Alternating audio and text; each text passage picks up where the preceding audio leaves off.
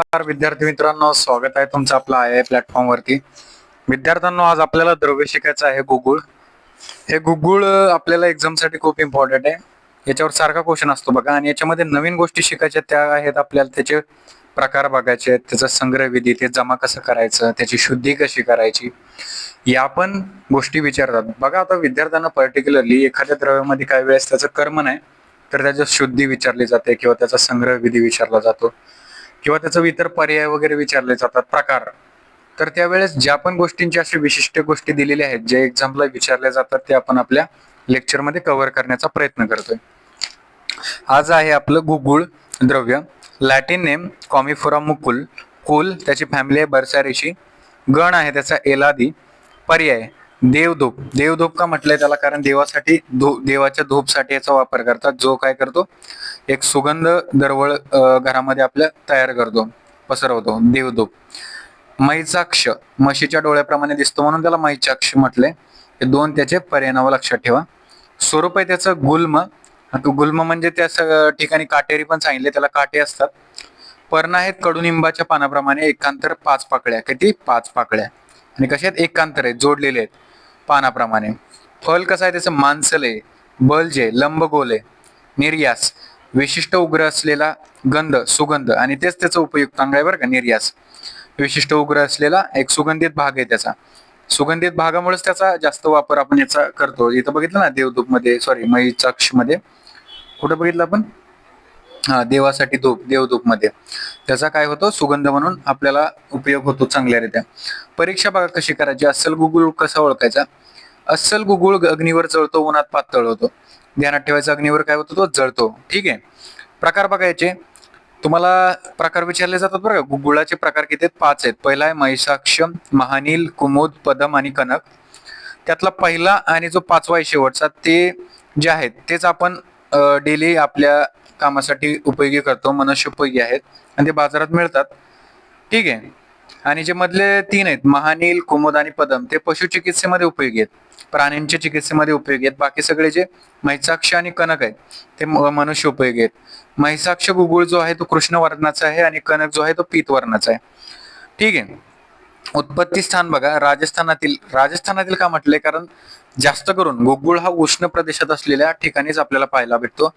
बारेमर, जैसलमेर मध्ये याचे वृक्ष पाहायला भेटतात. जिथे पाऊस कमी असतो, आफ्रिका, खानदेश, कर्नाटक या ठिकाणी हा गुगुळ आपल्याला पाहायला मिळतो. उपयुक्तांक सांगितले तुम्हाला, त्याचा निर्यात सांगितलंय मी. ठीक आहे. संग्रह काल बघा, त्याला जमा कसं करायचं? जेव्हा तापमान वाढतं त्यावेळेस गुगुळ काय होतो? झाडातून पाझरायला लागतो. आणि शिशिर आणि हेमंत म्हणजे थंडीचे दिवस आहेत, म्हणजे गुगुळ काय होईल? घट्ट होऊन जातो त्यावेळेस. मग त्याला कसा काढावा लागतो? खवडून काढावा लागतो. खवडून म्हणजे कसं काढणे? ओरबडून म्हणू शकतो आपण त्याला, किंवा असं एखादा घाव देऊन, एखाद्या शस्त्राचा घाव देऊन त्याचा आपण खरवडून काढू शकतो थंडीच्या दिवसात, कारण गुगुळ घट्ट होऊन बसतो त्या ठिकाणी.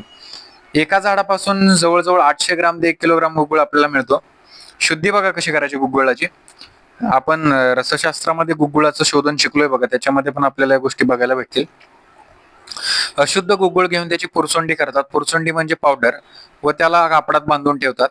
त्यानंतर दोला यंत्राची रचना करून त्यात त्रिफळा कॉत घ्यावा. दोला यंत्र माहिती ना, ते वर एक रॉड टाकायचा, खाली पातेलं ठेवायचं, त्याच्यात एक हे दोरी कापड बांधायचं, कापडात ते औषधी द्रव्य घ्यायचं, खाली एखादी भावना द्रव्य द्यायचं, किंवा कॉट ठेवायचा त्रिफळा, त्याच्यात त्याला उष्णता द्यायची. डोलायंत्राची रचना करून त्यात त्रिफळा कॉत घ्यावा, उष्णता द्यावी, कॉताला उकळू द्यावे, व त्यानंतर गुगुळ कॉताच्या तळाशी जमा होईल, व अशुद्ध गुगुळ त्या कापडात राहील. जे शुद्ध गुगुळ आहे ते तळाशी जमा होईल याच्यात, आणि जे अशुद्ध गुगुळ आहे ते याच्यात राहील. शुद्ध गुगुळ तळाशी जमा होईल.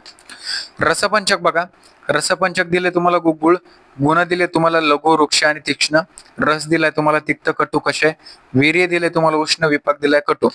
बघा याच्यावरून तुम्हाला एक लक्षात येईल की तिक्त, कटू, कषाय, उष्ण, कटू हे सगळं असं काय असले काम, कर्म काय करतात? ते दीपन, पाचन अशा गोष्टी करतात. मग अजून ह्याची दोषज्ञता कशी असेल? तिक्त, कषाय, कटू आहे म्हटलं कफग्न नॉर्मल आहे, आणि उष्ण असले वातग्न. सिंपल आहे गुगुळ. हे झालं रसपंचक. त्यानंतर बघा मुख्य कर्म, जंतुग्न आहे. जर आपल्याला पोटामध्ये वगैरे कुठे बॉडीमध्ये जंतू झाले असतील, दृष्टवनामध्ये आमवात झाली असेल, संधिवात. अग्निकर्म सांगितले तुम्हाला त्याचं, गुगुल मेर्दो नीलहरा नाम. मेद आणि वाथर द्रव्यामध्ये श्रेष्ठ आहे. मेद आणि जर वाथर द्रव्य याच्यामध्ये आपल्याला काय आहे, काम आहे. जर मेद वगैरे वाढला असेल तर आपण ह्याचं मेदाचं हरण करू शकतो आणि वाताचं पण हरण करू शकतो. मात्रा बघा शुद्ध गुगुळाची 1 ते 3 ग्राम दिलेली आहे तुम्हाला. कल्प दिलाय त्रिफळा गुगुळ आणि काय दिलाय कैशिर गुगुळ. त्रिफळा गुगुळ आणि कैशिर गुगुळ आपल्याला या ठिकाणी त्याचं काय दिलाय, कल्प दिलाय. अशा रीती आपलं गुगुळ कंप्लीट झालं विद्यार्थी मित्रांनो, ज्याच्यामध्ये आपण 5 ते 6 मिनिटांमध्ये एक एक द्रव्य पूर्ण कंप्लीट करण्याचा प्रयत्न करतोय. याच्यामध्ये पूर्ण आपण जे इम्पॉर्टंट गोष्टी आहेत, प्रकार झालं, त्यानंतर नवीन गोष्टी संग्रह आणि शुद्धी, या 3 गोष्टीवर याच्यावर क्वेश्चन विचारला जातो विद्यार्थी मित्रांनो. तर भेटूया नेक्स्ट द्रव्यामध्ये. Thank you very much.